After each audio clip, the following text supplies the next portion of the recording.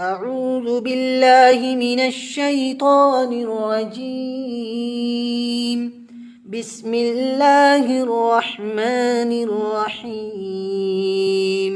وإذ قال إبراهيم رب اجعل هذا البلد آمنا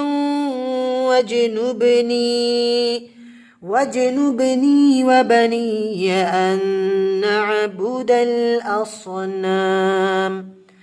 رب إنهم أضللن كثيرا من الناس فمن تبعني فإنه مني ومن عصاني فإنك غفور رحيم.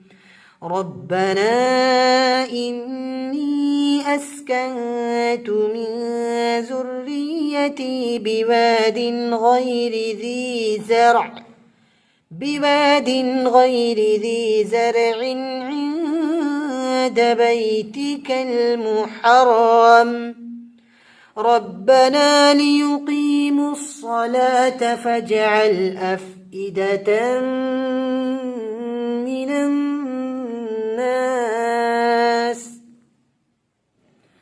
من الناس تهوي إليهم وارزقهم من الثمرات لعلهم يشكرون.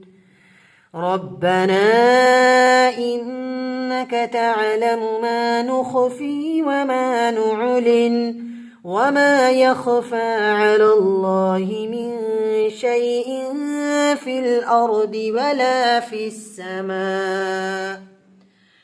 الحمد لله الذي وهب لي على الكبر إسماعيل وإسحاق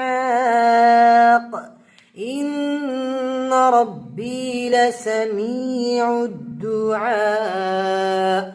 رب اجعلني مقيم الصلاة ومن ذريتي ربنا وتقبل دعاء.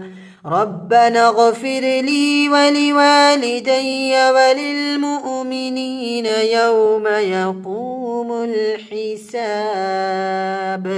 صدق الله العظيم.